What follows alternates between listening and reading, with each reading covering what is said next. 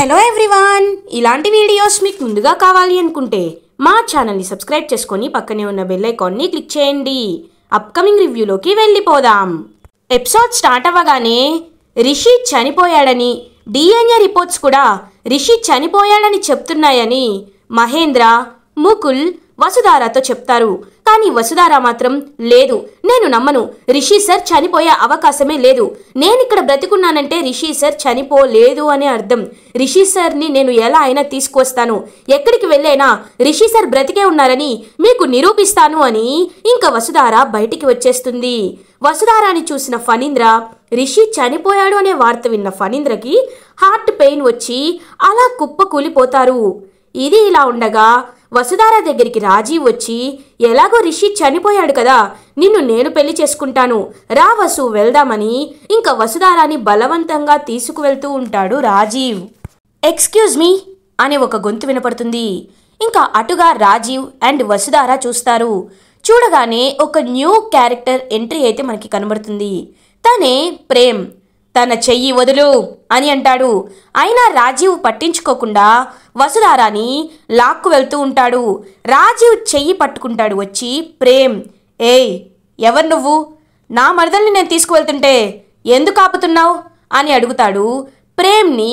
రాజీవ్, చూడు, తను రాను అంటుంది, తను నీతో రావడానికి ఒప్పుకోను అంటుంది, అలాంటప్పుడు తన్ని తీసుకువెళ్ళే రైట్ నీకు లేదు అని అంటాడు ప్రేమ్. అది చెప్పడానికి నువ్వెవడ్రా అని ఇంకా రాజీవ్ అయితే కొట్టబోతూ ఉంటాడు ప్రేమ్ని. కానీ ప్రేమ్ రాజీవ్ చెయ్యి గట్టిగా పట్టుకొని రాజీవ్ చెంపపై ఒక్కటి కొడతాడు. ఒక్కసారిగా రాజీవ్ షాక్ అయిపోతాడు. నన్నే కొడతావా అని చెప్పి ఇంకా న్యూ క్యారెక్టర్ ప్రేమ్ కాలర్ పట్టుకుంటాడు. రేయ్, ఆడవాళ్ళకి కష్టం వస్తే ఎవరినైనా కొట్టొచ్చురా, తప్పేమీ లేదు అని ఇంకా రాజీవ్ కాలర్ పట్టుకొని బాగా ఫైట్ చేస్తాడనమాట ప్రేమ్. ఇంకా బాగా కొట్టి పోలీసులకి ఫోన్ చేస్తాడు. పోలీసులు వస్తారు. సార్, ఈ అమ్మాయిని ఇతను కావాలనే బలవంతంగా తీసుకువెళ్తున్నాడు, హెరాస్ చేస్తున్నాడు అని అంటారు.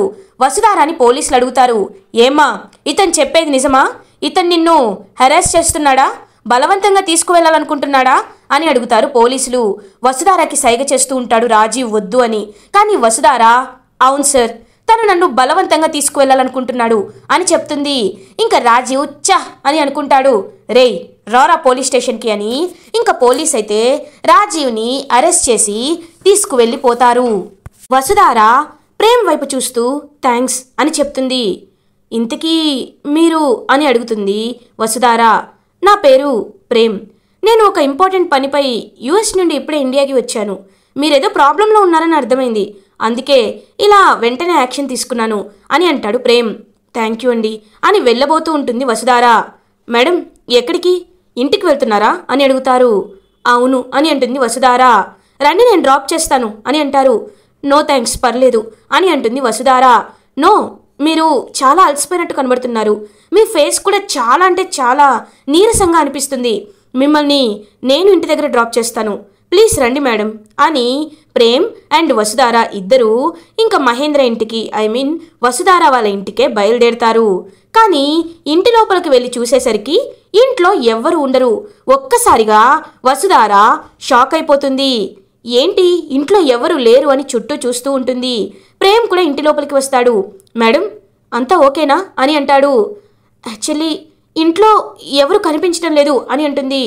ఒకవేళ ఎక్కడికి వెళ్ళుంటారు, మీకు చెప్పకుండా వెళ్ళారా అని అంటాడు ప్రేమ్. నాకు అది అర్థం కావటం లేదు అని ఇంకా వసుధార అనుపమ్మకి ఫోన్ చేస్తుంది.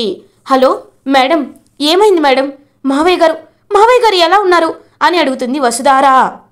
అమ్మ వసుధార, మహేంద్ర బాగానే ఉన్నాడు, కానీ ఫణీంద్ర సరే హార్ట్ అటాక్ అమ్మా అని చెప్పి హార్ట్ అటాక్ వచ్చిందమ్మా అని చెప్తుంది.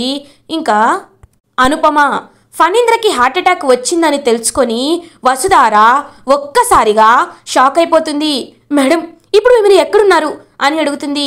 హాస్పిటల్లో ఉన్నామమ్మా, నువ్వు కూడా త్వరగా రా అని ఇంకా చెప్పి కాల్ కట్ చేస్తుంది అనుపమ. వసుధారతో పాటు ప్రేమ్ కూడా హాస్పిటల్కి బయలుదేరతాడు. ప్రేమ్ మనసులో వసుధార వైపు చూస్తూ, పాపం ఈ అమ్మాయి చాలా మంచిగా ఉంది, కానీ తనకి ఏదో ప్రాబ్లమ్స్ ఉన్నట్టున్నాయి, ఆ ప్రాబ్లమ్స్ ఏంటో అని జాలిగా ఇంకా వసుధార వైపు చూస్తూ ఉంటాడు ప్రేమ్. హాస్పిటల్కి రీచ్ అవుతారు వసుధార అండ్ ప్రేమ్. అక్కడ మహేంద్ర, దేవయాని, శైలేంద్ర, అనుపమ, చక్రపాణి అందరూ ఎదురు చూస్తూ ఉంటారు. ఆపరేషన్ థియేటర్లో ఫణీంద్రకి ట్రీట్మెంట్ జరుగుతూ ఉంటుంది. మహేంద్ర బాధపడుతూ, అన్నయ్య, నాకు తెలుసన్నయ్య, నువ్వు రిషిని నీ కన్న కొడుకులా చూసుకున్నావు. అలాంటిది రిషి లేడనే చేదు వార్తని విని నువ్వు తమాయించుకోలేకపోయావు. అన్నయ్య, నువ్వు నాకు కావాలి అన్నయ్య, నువ్వు నాతో ఎప్పటికీ ఉండాలి అన్నయ్య, నీకేమీ కాకూడదు, మంచి వాళ్ళకి ఎప్పుడు దేవుడు ఏమీ చేయడు అని మహేంద్ర చాలా బాధపడుతూ ఉంటాడు. దేవయాని కూడా ఇంకా చాలా బాధపడుతూ, ఏవండి మీకేమీ కాదు అని ఇంకా అలా మిర్రర్లో నిండి చూస్తూ చాలా బోరున ఏడుస్తూ ఉంటుంది. శైలేంద్ర మాత్రం, డాడీకి ఆ రిషి గాడంటే ఇంత ఇష్టమా? వాడు లేడని తెలియగానే డాడీకి హార్ట్ అటాక్ వచ్చింది. డాడీ ఇంత ప్రేమ పెట్టుకున్నాడా వాడిపైన అని ఇంకా ఆలోచనలో పడతాడు శైలేంద్ర. వసుధార, ప్రేమ్ అలా నడుచుకుంటూ వస్తారు. మావయ్య, ఇప్పుడు సార్కి ఎలా ఉంది అని అంటుంది వసుధార. మహేంద్రని చూసిన ప్రేమ్ ఒక్కసారిగా షాక్ అయిపోతాడు. అంకుల్ అని అంటాడు ప్రేమ్. ప్రేమ్ అని మహేంద్ర ప్రేమ్ని హక్ చేసుకుంటాడు. అది చూసిన వసుధార షాక్ అయిపోతుంది. మావయ్య, ఇతను మీకు ముందే తెలుసా అని అడుగుతుంది. తెలుసమ్మా, తను రిషి బెస్ట్ ఫ్రెండ్. ప్రేమ్, గౌతమ్, రిషి ముగ్గురు చాలా బెస్ట్ ఫ్రెండ్స్. ఎప్పుడు మన ఇంట్లోనే ఉండేవారు. గౌతమ్ అంటే ఎంత రిషికి ఇష్టమో, ప్రేమ్ అంటే కూడా రిషికి అంతే ఇష్టం, అంతే బెస్ట్ ఫ్రెండ్ అని చెప్తారనమాట మహేంద్ర. ఇంకా పాపం ప్రేమ్ అయితే, అంకుల్ ఏమైంది అంకుల్, ఎందుకు మీరు ఇలా ఉన్నారు అని అడుగుతారు. అన్నయ్యకి హార్ట్ అటాక్ వచ్చింది ప్రేమ్ అని చెప్తారు మహేంద్ర. ఇంకా పాపం ఫణీంద్రని చూస్తూ, అయ్యో అంకుల్ చాలా మంచివారు, మంచి వాళ్ళకే ఎప్పుడు కష్టాలు వస్తాయి ఏంటో, ఏం జరుగుతుందో అని ప్రేమ్ పాపం చాలా బాధపడుతూ ఉంటాడు. ప్రేమ్ని చూసిన శైలేంద్ర, వీడెవడు, కొత్త క్యారెక్టరా, అయినా ఎంతమంది వసుధారకి తోడుగా వస్తారు అని మనసులో అనుకుంటాడు శైలేంద్ర. ఇది ఇలా ఉండగా ఈవినింగ్ అవుతుంది. ఇంకా శైలేంద్ర అయితే డాక్టర్తో మాట్లాడుతూ ఉంటారు. డాక్టర్, మా డాడీకి ఎలా ఉంది అని అడుగుతారు. హీఈస్ అవుట్ ఆఫ్ డేంజర్, హార్ట్కి స్టంట్ వేయడం జరిగింది, వీరికి ఇది వెరీ మైల్డ్ హార్ట్ అటాక్, ఇలా మళ్ళీ జరగకుండా చూసుకోండి అని చెప్పి డాక్టర్ అక్కడి నుండి వెళ్ళిపోతారు. ఇంకా శైలేంద్ర అమ్మయ్యా అని అనుకుంటాడు. దేవయాని, శైలేంద్ర పక్కకి వచ్చి మాట్లాడుకుంటూ ఉంటారు. అయినా ఏంటి మమ్మీ ఇది, వాడు చనిపోయాడని తెలిస్తే డాడీకి హార్ట్ అటాక్ రావడం ఏంటి అని అంటారు శైలేంద్ర. నీకు తెలియదు నాన్న, నువ్వు అమెరికా వెళ్ళిపోయాక రిషినే కదా కాలేజ్ బాధ్యతలన్నీ తీసుకున్నాడు. అటువైపు స్టూడెంట్స్ కానీ, లెక్చరర్స్ కానీ, ఇంట్లో మేము కానీ అందరం రిషిని ప్రేమగా చూసుకునే వాళ్ళం. మీ నాన్నగారు తనని తమ్ముడి కొడుకులా కాదు, సొంత కొడుకులా పెంచాడు. అందుకే వాడు పోయాడని తెలియగానే ఈయన హార్ట్ అటాక్ తెచ్చుకున్నాడు పాపం అని బాధపడుతూ ఉంటుంది దేవయాని. మమ్మీ ఏడవద్దు, ఎలాగో డాడీ ఇప్పుడు అవుట్ ఆఫ్ డేంజర్ కదా, ఏం కాదులే అని ఇంకా ఇద్దరు మళ్ళీ పక్కకి వచ్చేస్తారు. ఇది ఇలా ఉండగా నైట్ అవుతుంది. మహేంద్ర, వసుధార, అనుపమ, ప్రేమ్, చక్రపాణి అందరూ ఇంటికి రీచ్ అవుతారు. ఇంతకీ అంకుల్, రిషి కనిపించట్లేదేంటి? నేను రిషిని చూసి చాలా రోజులైంది, రిషితో మాట్లాడాలి అనుకున్నాను. ఇక్కడికి నేను ఒక పర్పస్ పైన వచ్చాను. అయినా రిషి పెదనాన్నకు కూడా హార్ట్ అటాక్ వచ్చిందన్నా రాలేదేంటి, ఎక్కడికి వెళ్ళాడు అని అడుగుతాడు ప్రేమ్. నీకు ఒక విషయం చెప్పాలి, కానీ నువ్వు బాధపడద్దు. రిషి మనకి లేడు అని అంటారు మహేంద్ర. ఒక్కసారిగా ప్రేమ్ షాక్ అయిపోతాడు. మావయ్య, మీకు ఎన్నిసార్లు చెప్పాను మావయ్య అలా అనద్దని, రిషి సార్కి ఏమీ కాదు అని అంటుంది వసుధార. నీకు ఎలా చెప్పాలమ్మా, డిఎన్ఏ రిపోర్ట్స్ కూడా అది రిషితో మ్యాచ్ అయ్యాయని చెప్తుంది, అది రిషి డెడ్ బాడీనే అని ఇంకా జరిగిందంతా మహేంద్ర ఇంకా వసుధారతో చెప్పినట్టు ఇంక చెప్తూ ఉంటారు. ప్రేమ్ అదంతా విని ఆలోచనలో పడతారు. వసుధారకు మాత్రం చాలా చాలా ఇరిటేటింగ్గా అనిపిస్తుంది. మావయ్య, రిషి సార్ని వెతికేంత వరకు నేను ఇంటికి రాకూడదు అనుకున్నాను, కానీ ఇప్పుడు నేను నిర్ణయించుకుంటున్నాను, నాకు ఇవేవి వద్దు, నాకు కాలేజీ వద్దు, ఈ ఇల్లు వద్దు, నాకు ఈ జీవితం కూడా వద్దు, నేను రిషి సార్తోనే తిరిగి వస్తాను, రిషి సార్ లేకపోతే నా ప్రాణాన్ని కూడా నేను వదిలేసుకుంటాను అని వెళ్ళబోతూ ఉంటుంది వసుధార చేయి పట్టుకుంటాడు ప్రేమ్. వెంటనే వెనక్కి తిరిగి చూస్తుంది. చూడు వసుధార, రిషి చనిపోలేదని నువ్వు ఎంతలా నమ్ముతున్నావో నేను కూడా అంతలానే నమ్ముతున్నాను. రిషి చాలా మంచివాడు, చాలా తెలివైనవాడు, ఎప్పుడూ ఎవరికి అపకారం చేయనివాడు, ఎప్పుడూ ఎవరిని బాధ పెట్టనివాడు. అలాంటి రిషి చనిపోయాడు అంటే నేను నిజంగా నమ్మటం లేదు. నీ నమ్మకం నా నమ్మకం నిజమైతే రిషి ఖచ్చితంగా తిరిగి వస్తాడు. తిరిగి వచ్చేటట్లు మనం చెయ్యాలి అని అంటాడు ప్రేమ్. ఇంకా ప్రేమ్ వైపు అభిమానంగా చూస్తుంది వసుధార. ఇంతమందిలో నన్ను అర్థం చేసుకుంది మీరు మాత్రమే ప్రేమ్ అని అంటుంది వసుధార. కానీ ఒక్క విషయం మీరు ఆలోచించటం లేదు వసుధార. అది ఏంటో తెలుసా? రిషి వెళ్తూ వెళ్తూ నీకొక బాధ్యత అప్పగిచ్చాడని నేను తెలుసుకున్నాను. మీ నాన్నగారు నాకు జరిగిందంతా చెప్పారు. నువ్వు డిబిఎస్టి కాలేజీకి ఎండీగా ఉన్నావు. అది కూడా రిషినే నీకు తన చేతులతో ఆ బాధ్యతని అప్పగించాడు. కానీ నువ్వు రిషిని వెతకడంలో పడి రిషి ఎక్కడ మళ్ళీ తిరిగి వస్తాడో రాడో అనే టెన్షన్లోనే ఉండి కాలేజ్ని పట్టించుకోవట్లేదు. నిజం చెప్పనా, ఒక మనిషి మన మధ్యలో లేనప్పుడు ఆ మనిషి కన్నా ఆశయాలని మనం నిజం చేయాలి. అప్పుడే ఎక్కడ ఉన్నా ఆ మనిషి ఆనందిస్తాడు, సంతోషంగా ఉంటాడు. అంతేకాని నువ్వు రిషి గురించి పట్టించుకుంటూ కాలేజ్ గురించి పట్టించుకోకపోతే ఇటు కాలేజు చేజారిపోతుంది, ఇటు రిషి గురించి కూడా బాధ పెరిగిపోతుంది. చూడు వసుధారా, నేను చెప్పేది విను. ముందు మనం రిషి ఆశయాలని నెరవేర్చాలి. డిబిఎస్టి కాలేజ్ని మళ్ళీ టాప్ పొజిషన్లో నించోపెట్టాలి. ఒక మిషన్ ఎడ్యుకేషన్, ఒక డాక్టర్స్ మేక్స్ డాక్టర్స్ లాంటి స్కీమ్స్ ఇంకా కొత్తవి తీసుకువచ్చి రిషి ఎలాంటి కళని నిజం చేసుకోవాలనుకున్నాడో, ఎలా తన తాతగారి పేరుని ఇంకా నిలబెట్టాలి అని కలగన్నాడో ఆ కలల్ని మనం నిజం చేయాలి వసుధారా, నిజం చేయాలి అని అంటాడు ప్రేమ్. ఇంకా ప్రేమ్ మాటలకి ఇన్స్పైర్ అవుతుంది వసుధారా. మహేంద్ర కూడా అవునమ్మా వసుధారా, రిషి మన మధ్యలో ఉన్నాడో లేడో అనే విషయాన్ని పక్కన పెట్టు.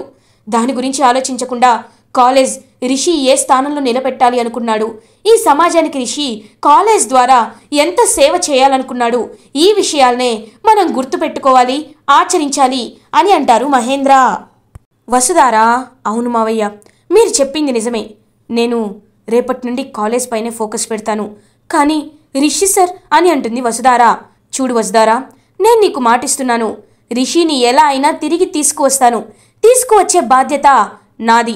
ఒకవేళ రిషి బ్రతికి ఉంటే ఈ ప్రపంచంలో ఏ మూల ఉన్నా మంగులం వెతికి రిషిని నేను నీ దగ్గరికి చేరుస్తాను అని మాటిస్తున్నాను అని ప్రేమ్ వసుధారాకి మాటిస్తాడు. ఇంకా వసుధార హ్యాపీగా ఫీల్ అవుతుంది.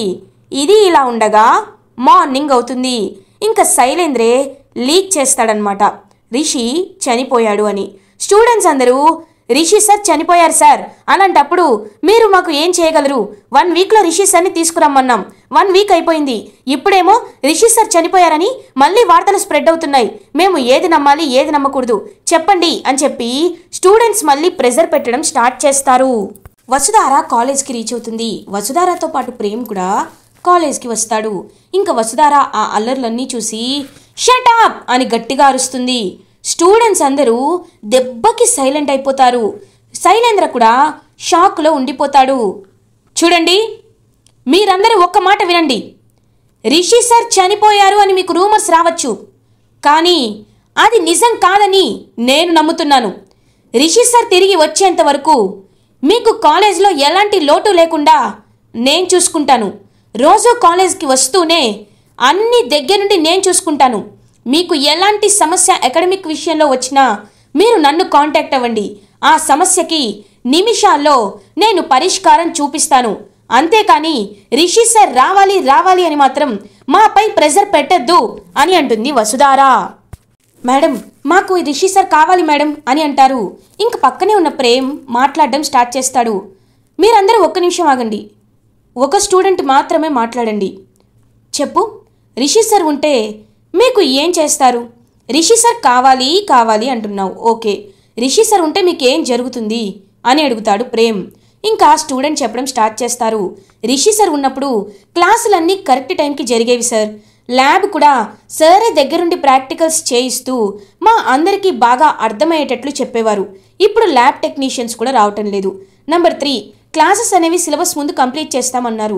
రిషి సార్ ఉండుంటే ఏదో ఒకటి చేసి కంప్లీట్ చేయించేవారు. కానీ ఇప్పుడు మాకు సిలబస్ కూడా కంప్లీట్ అవ్వలేదు. స్టడీ అవర్స్ అని చెప్పి మాకు అప్పుడు కండక్ట్ చేసేవారు. ఇప్పుడు స్టడీ అవర్స్కి వచ్చే ఫ్యాకల్టీ కూడా లేరు. ఇలా చెప్పుకుంటూ పోతే చాలా సమస్యలున్నాయి అని అంటాడనమాట ఆ స్టూడెంట్. ఇంకా ప్రేమ్ చెప్పడం స్టార్ట్ చేస్తాడు. చూడండి, ఆ సమస్యలన్నీ చిటికలో సాల్వ్ అయ్యేవే. మీరు ఎందుకు ఆయన అల్లరి చేస్తున్నారో నాకు అర్థం కావట్లేదు. మాకు ఒక్కరోజు టైం ఇవ్వండి. రేపటికల్లా ఈ సమస్యలన్నిటికీ సొల్యూషన్ మేము తీసుకువస్తాం అని అంటాడు ప్రేమ్. శైలేంద్ర, ప్రేమ్ నువ్వు ఏం మాట్లాడుతున్నావో నీకు అర్థమవుతుందా? నువ్వెలా తీసుకువస్తావు? అయినా వీళ్ళు ఒక్కరోజు వరకు ఆగుతారా అని అంటాడు శైలేంద్ర. ఏ నువ్వు డబ్బులిస్తే అరిచారు, నేను డబ్బులిస్తే ఆగరా అని అంటాడు ప్రేమ్. శైలేంద్ర ఒక్కసారిగా షాక్ అయిపోతాడు. ఇంకా స్టూడెంట్స్ అందరూ సైలెంట్గా ఉంటారనమాట. స్టూడెంట్స్, ఇప్పుడు నేను మీకు చెప్తున్నాను, రేపటికల్లా రిషి ఏ పనులైతే చేసేవాడో అవన్నీ నేను చేసి చూపించి మీ సమస్యలన్నిటికీ నేను సొల్యూషన్ తీసుకువస్తాను అని ఇంకా ల్యాబ్ టెక్నీషియన్స్తో స్టడీ అవర్స్ గురించి కానీ ఎగ్జామ్స్ గురించి కానీ అన్నిటినీ ఒక లైన్లోకి తీసుకురావాలని వసుధారాతో డిస్కస్ చేస్తాడనమాట ప్రేమ్. ఇంకా స్టూడెంట్స్ ఎవరైతే ప్రాబ్లమ్స్ అడిగినట్టే వాటన్నిటికీ 1 డేలో సొల్యూషన్ తీసుకువస్తుంది వసుధార. బోర్డ్ మీటింగ్ని కండక్ట్ చేస్తారు. మినిస్టర్ గారు వసుధారాని మీట్ అవుతారు. అమ్మ వసుధార, రిషి అని అంటారు. సార్, మీరు కూడా రిషి సార్ కావాలి అని అడగద్దు సార్. ఎందుకంటే రిషి సార్ ఏ పనులైతే చేసేవారో నేను ఖచ్చితంగా ఇప్పుడు ఆ పనులు చేస్తాను. నేను ఎండీగా నా బాధ్యతల్ని తీసుకొని నిర్వర్తిస్తాను అని మాటిచ్చాను సార్ అని అంటుంది వసుధార. ఎస్, ఈ కాన్ఫిడెన్సే నాకు కావాలమ్మా. రిషి మన దగ్గరికి రావడానికి టైం పడుతుందేమో, కానీ నువ్వు మాత్రం రిషిని లేని లోటు, రిషి చేసే పనులు నువ్వే చేయాలి, కాలేజ్ని చక్కగా చూసుకోవాలి అని అంటారు మినిస్టర్ గారు. తప్పకుండా సార్ అని ఇంకా హ్యాపీగా ఫీల్ అవుతుంది వసుధార. ఇంకా బోర్డ్ మెంబర్స్ అందరూ కూడా కన్విన్స్ అవుతారు. అప్పుడే ఇంకా ప్రేమ్ అయితే ఒక ఐడియా చెప్తాడు. సార్, మీరు పర్మిషన్ ఇస్తే నా దగ్గర ఒక ఐడియా ఉంది. స్టూడెంట్స్ అనేవాళ్ళు సిలబస్ త్వరగా అవ్వటం లేదని చాలా కంగారు పడుతున్నారు. సో మనం కొంతమంది ఎక్స్ట్రా స్టాఫ్ని రిక్రూట్ చేసుకోవాలి. ఇప్పుడు ఒక మ్యాథ్స్ సబ్జెక్ట్లో ఒక 6 లెసన్స్ పెండింగ్ ఉంటే 2 లెసన్స్ ఒకరు, 2 లెసన్స్ ఒకరు, 2 లెసన్స్ ఒకరు, అలా వర్క్ని డివైడ్ చేసుకొని కాస్త స్టాఫ్ని పెంచితే మనకి సిలబస్ అనేది త్వరగా అయ్యే అవకాశం ఉంటుంది. ఇది మాత్రమే కాకుండా కొంతమంది కొత్త టీచర్స్కి కూడా మనం లైఫ్ ఇచ్చినట్టు కూడా ఉంటుంది అని అంటాడు ప్రేమ్. ఇంకా శైలేంద్ర, అంతా బాగానే చెప్తున్నావు, కానీ ఇది చెప్పడానికి నువ్వెవరని బయట అడుగుతున్నారు అని అంటాడు శైలేంద్ర కావాలనే. వసుధార, మిస్టర్ ప్రేమ్ మన DBST కాలేజ్ బోర్డ్ మెంబర్ అని అంటుంది. ఒక్కసారిగా శైలేంద్ర షాక్ అయిపోతాడు. ఇంకా మినిస్టర్ గారు కూడా షాక్ అయిపోతారు. అవును సార్, తను బోర్డ్ మెంబర్గా ఉండే అర్హత ఉండాలి అని నేనే తనని స్పెషల్ కేసెస్ కింద బోర్డ్ మెంబర్గా అపాయింట్ చేశాను అని అంటుంది వసుధార. శైలేంద్ర, ఏంటి మధ్యలో వీడొకడు కాలేజ్ని పైకి తీసుకురావడానికి, ఇప్పుడు ఏం చేయాలి అని ఆలోచిస్తూ ఉంటాడు శైలేంద్ర. ఇంకా బోర్డ్ మీటింగ్ అయితే ఫినిష్ అయిపోతుంది. శైలేంద్ర దగ్గరికి ప్రేమ్ వచ్చి, ఏంటి మిస్టర్ శైలేంద్ర అన్నయ్య, మిమ్మల్ని ఇలా రిషినే పిలుస్తాడు కదా అన్నయ్య అని, ఇప్పటి నుండి నేను కూడా మిమ్మల్ని అన్నయ్యనే పిలుస్తాను. కానీ మీరు ఒక విషయం గుర్తుపెట్టుకోండి, అసలు రిషి ఎలా మిస్ అయ్యాడో, ఎందుకు మిస్ అయ్యాడో దాని వెనకాల కారణం నాకు ఇప్పటికీ తెలీదు. తెలుసుకుంటా. ఒకవేళ మీరేనని నాకు తెలిస్తే మిమ్మల్ని ఏం చేస్తానో నాకే తెలీదు. నేను రిషిలా, అంకుల్లా సాఫ్ట్ కాదు, కనపడేంత సాఫ్ట్ అస్సలు కాదు, చాలా హార్డ్. నువ్వు ఈ గురించి ఒక్క సాక్ష్యమైన నాకు దొరికితే నిన్ను పైలోకానికి పార్సల్ చేయకుండా అస్సలు ఉండను. ఇటువైపు కాలేజ్ని, ఇటు రిషిని వెతికే బాధ్యతని, ఇటు నీ గురించి, ఈ 3 విషయాల్లో దృష్టి పెట్టడానికే నేను ఇండియాకి వచ్చా. ఇప్పటి నుండి నీ కౌంట్డౌన్ స్టార్ట్ అయింది, గుర్తుపెట్టుకో శైలేంద్ర అన్నయ్య అని చెప్పి ప్రేమ్ అక్కడి నుండి వెళ్ళిపోతాడు. ఇంకా ప్రేమ్ వైపు అలా షాక్గా చూస్తూ ఉండిపోతాడు శైలేంద్ర. ఇలా ఎపిసోడ్ ఎండ్ అవుతుంది.